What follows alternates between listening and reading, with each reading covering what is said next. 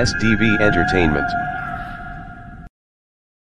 I said to you that I do not want to be called Your Excellency. I just want to be addressed as Mr. Governor. It is an humble beginning that I have as a person to know that indeed, excellencies are for people that you believe they are untouchable. Are for people that believe they are in a different world, in a different realm, for the people that are truly meant to serve. I don't have a problem with anybody being addressed as an excellence. But I have a challenge with myself, knowing fully well that what I've asked to come here to do is to serve my people, is to surrender myself into the service of mankind.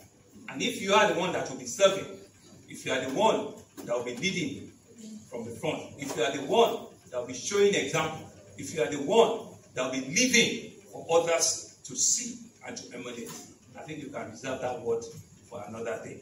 If you finish that job and they think you've done it well, maybe they can refer to you as former governor, excellency, so. Because indeed, at that time, people would have analyzed that you either truly deserve it or you don't deserve it.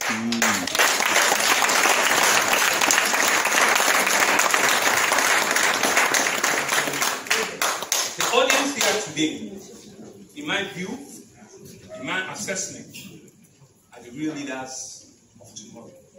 They're the real reason why all of us in position of leadership must continue to prosper. It's no sheer coincidence that Nigeria is the largest, biggest black nation in the entire face of the world. And Lagos also carry that burden as being the largest city in the whole of Africa. The largest place where we have a congregation of black, white, wherever it is in sub-Saharan and in whole Africa, in the entire world. And we continue to shift and adjust ourselves. We'll continue to look for ways in which we need to accommodate ourselves. In our own space, the youth occupy a distant, a measurable, and an outstanding percentage in that whole congregation.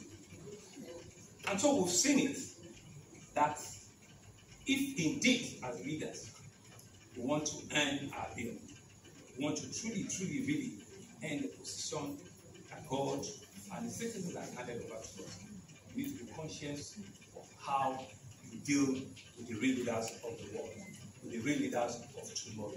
Because indeed, people without a future, indeed, people that are due. A people or a race that does not have a tomorrow, indeed can as well forget about it yesterday. Because we're a people that should indeed believe that the youth are the leaders and the future. Then, as leaders, we must give that ample space, that ample opportunity for each and every one of them. I've looked at the topic that my God asked me to talk about. And there are real issues and there are challenges that are there.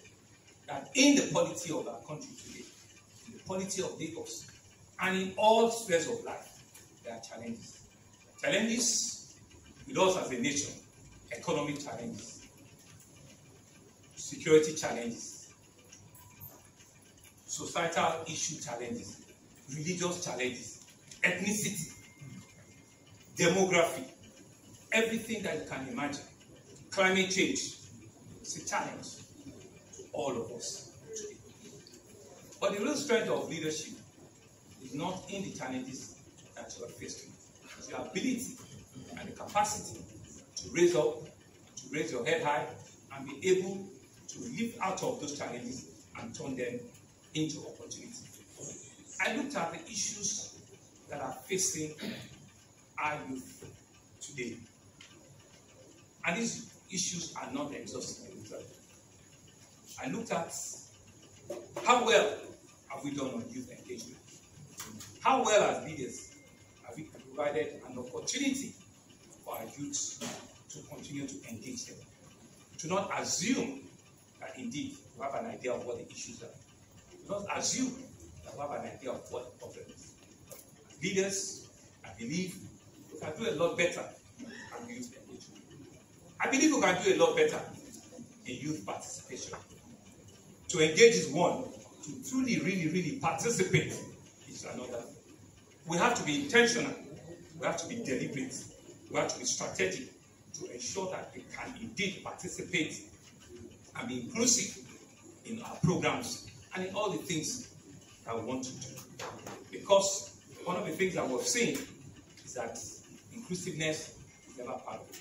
We might say and talk, and indeed, yes, we've engaged them, we've included them, they've participated, but are they inclusive? Are there programs that indeed meet the yearnings, the aspiration, the future that they see that we might not? Because looking at the faces that are here, right, 40 years ago, I probably didn't have this opportunity. 30 years ago, I probably didn't have this opportunity. But I need to be able to create those opportunities for them. Because the numbers shows that indeed, at some point in time, we will not be there again. It is you that will be there. So deliberately, we must create a space for you. Intentionally, we must create an opportunity for you to be in the room with us. And so, like Eborichi said, you can see the numbers coming out from the voters' registration. You can see the numbers coming out from BVN registration. In any form of data that has been manned, that has been espoused, that has been looked upon in our country in the last 5 years, we continue to see a rising number of that demography from age 18 to 35 or to even 40. And indeed, that is the strength of this nation. And this, in some way, we'll say are challenges, but in another way, they are great opportunities. Because these numbers are numbers that even big nations in the world do not have. This opportunity, this demography, are things that biggest nations in the world do not have. They don't have a population that they can transfer even many wealth and many businesses and all of the things they built. Because a lot of them, take Japan for example, they are all aging population. An average of their citizens is probably now 60 or 65. So indeed, they have a problem, they have a challenge, and several other European countries. So for us as Nigerians, for us as a people, this number, this demography that God has blessed us with, we certainly should see it as the future of the world. We certainly should see it as a future opportunity that we need to build and together hold for the future. But like I said, one of the major thrusts of disengagement between the youth and the leaders is lack of trust in governance. And I stand here truthfully to say to you that indeed, over the years, over successive government, trust issue have been a burden for government. We need to be able to show, and rightly so, that engagement, to know that what exactly is the government doing. Because when you don't have trust, then you don't even have any basis to converse. You don't even have any basis to negotiate, because there is already, a divided mind. There's already, a thought in which nothing's going to come out, of this conversation. And so I stand here to say that, indeed, I accept, I agree that all of us in governance needs to do a lot more in this regard. Needs to do a lot more in this regard. But there's no way I can talk about others without talking about my government, without talking about the very modest things that I believe that we have been about, which we have been doing, which probably we also have not communicated well enough, which probably we have not been able to activate your engagement enough, which probably we have not been able to do enough inclusion, which probably we have not been able to give you enough space, and I'll be the first to accept that. But even with all of those hiccups, it's still important for me to actualize and to activate some of these goals. We came out as an economic policy under our team's agenda. I'm hoping and I'm believing that everybody in this room knows each of those words under our team's agenda. The first being transportation and traffic management. And I can take the next half a day to talk about what was done in transportation and traffic management. But that's just what the pillar is.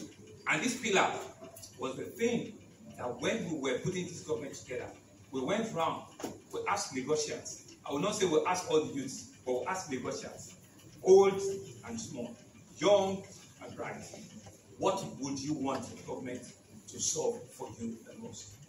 And they said, provide for us effective, efficient public transportation, reduce the traffic gridlocks on the road as one of the primary critical needs of the people.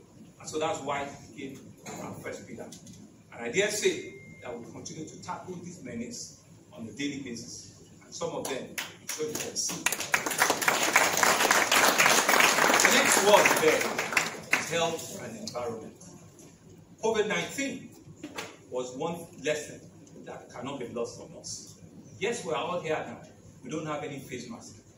But 2 years ago, or 2.5 years ago, or 1.5 years ago, if you see anybody without a face mask beside you, you like to change your seat or you look for somewhere else to sit.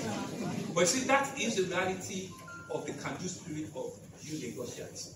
The nation carried half of that burden. Over 50% of the national burden of COVID-19 happened in Lagos. But working together, all of us, collaboratively, listening to me every day, were able to survive it. And what did that do for us? It helped us to wrap up our health facility and our capacity and ability to respond to pandemic, to crisis a lot faster. You would say that, yes, maybe those facilities are not top-notch yet, but they've been aggressively improved upon in the last 2-3 years than what they were. And we're also on the path at ensuring that they can indeed become places where people go to and get well. On the environment, you can see what's happening around. Lagos is below the sea level. A lot of people probably will not know that indeed